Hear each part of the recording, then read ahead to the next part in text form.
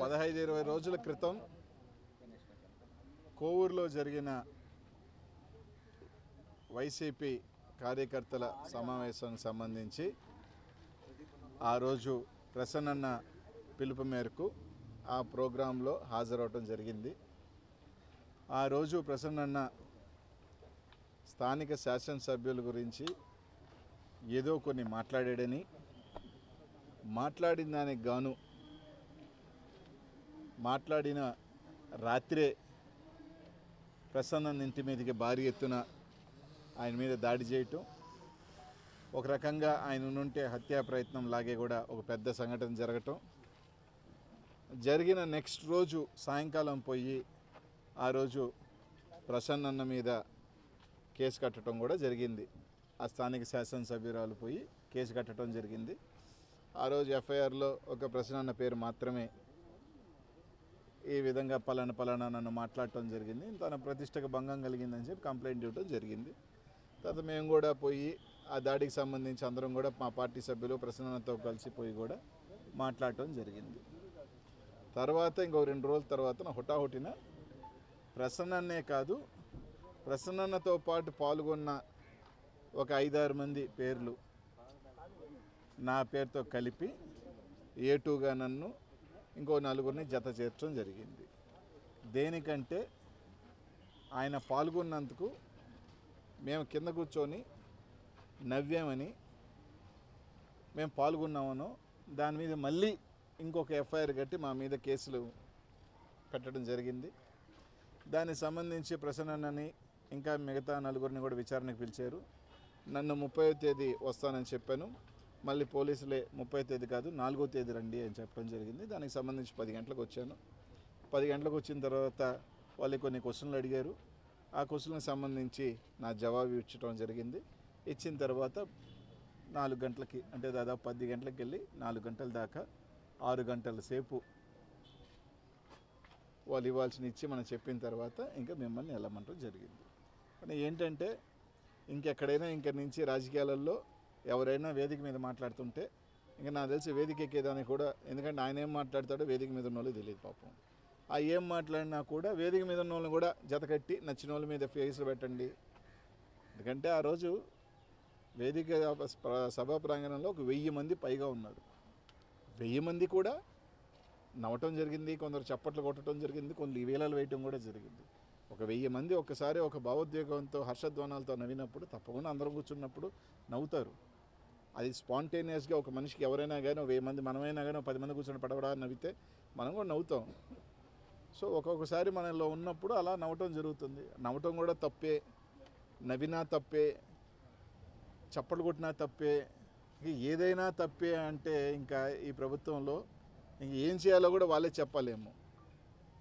ఇంకా మేము నవ్వకూడదు, మీటింగ్లకు వెళ్తే బ్యాండేడ్ వేసుకోవాలా, చేతులు కట్టేసుకో ఉండాలి, మళ్ళీ ఒకవేళ మా చేతులు ఏదైనా అవుతాయో అది అవి కూడా చెప్తే దానికి కూడా ఒక ప్రోటోకాల్స్ ఇస్తే ఈ విధంగా నడుచుకోవాలి మీరు, ఈ విధంగా నడవాలి మీరు అనిస్తే అవి కూడా నడుచుకుంటాం. ఎందుకంటే ఈ ప్రభుత్వం అలా ఉంది. మరి ఇంకా లాస్ట్కి ఏ స్థాయికి దిగజారిపోయారు, ఇంతకన్నా నేను చెప్పాల్సిన అవసరం లేదు. మళ్ళీ చెప్తున్నాను కదా, పాపం సునకానందం పొందుతున్నారు కొందరు. ఒక కేసు పెట్టు, ఏదో మమ్మల్ని ఒక 5-6 గంటలు ఇన్వెస్టిగేషన్ అని చెప్పి లోపల కూర్చోబెడితే వాళ్ళు ఆనందం పొందితే మనం పొందనేమన్నది. ఒక సునకానందం పొందండి, పర్వాలేదు. ఈరోజు మేము నవ్వితే బెటర్. రేపు ఇంకో రోజు ఇంకో ప్రభుత్వం వస్తుంది, నవ్వాల్సిన అవసరం లేదు. కూర్చున్నా కేసు పెడతారు. నువ్వు కూర్చున్నావు కాబట్టి కేసు పెట్టానని, లేదు నిల్చున్నావు కాబట్టి కేసు పెట్టానని కూడా వస్తాయి ఇంక రోజుల్లో. ఆ పరిస్థితులకు ఉన్నాయి కాబట్టి వాళ్ళు అడగాల్సినవి అడిగారు, నేను చెప్పాల్సింది చెప్పేసి.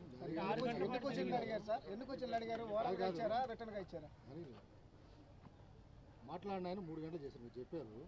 నవ్విన ఆయన 6 గంటలు చేశారు. నవ్వులో 6 గంటలు విచారించేది ఏముంది, ఏం చేశారు లోపల మీరు? 36 క్వశ్చన్లు అడిగారు. 36 క్వశ్చన్లు 6 గంటలు పడుతుంది. 36 క్వశ్చన్లు అడిగారు. దానికి ఒక ఇచ్చారు, రాసిమని చెప్పారు, రాయమని చెప్పి 10 నిమిషాల్లో రాసేసా.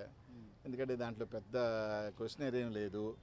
మీకు తెలిసి జరిగిందే, తెలియక జరిగిందే, పిహెచ్డి అంటే ఏంది, మౌంట్ రోడ్లో పిహెచ్డి ఉందే, ఇంకో దగ్గర పిహెచ్డి ఉందే, రేణుగుంటలో పిహెచ్డి ఉందే, ఇట్లాంటివన్నీ అడిగారు. నాకు తెలిసినవి తెలుసు అని చెప్పాను, తెలియని అని చెప్పాను. నువ్వు సమర్థిస్తారా అన్నారు. మీరు ఏకభవించారా, ఏదో మాట్లాడారు కదా అన్నారు. నెక్స్ట్ రోజు ప్రసన్న కుమార్ రెడ్డి నేను ఏమన్నానని వివరణ ఇచ్చారు, దానికి సంబంధించి సమర్థించానని చెప్పాను. సో సో నాకు చెప్పాల్సినవి చెప్పాను. వ్యక్తిగత విభేదాలు మాకేం లేవని చెప్పాను. వాళ్ళు అడిగిని చెప్పాను, వచ్చాను. చెప్పాను కదా, పాపం వాళ్ళు సునకానందం పొందాల 6 గంటల సేపు మేము కూర్చోబెట్టాం. అనిల్ నువ్వు చెప్పినట్టు ప్రశ్న 3 గంటలు కూర్చోబెడితే నా మీద 6 గంటలు కూర్చోబెట్టినందుకు ఏమో నా మీద ప్రేమ ఎక్కువేమో, నా మీద అభిమానం, ప్రేమ, కొంచెం చనువు ఎక్కువేమో. వాళ్ళకి తెలుసు కదా, వాడు వీడు దొనపోతు అని తిట్టి అంత ప్రేమ నా మీద ఉంది కాబట్టి 6 గంటలు ఎక్కువ కూర్చోబెట్టారు అంతే.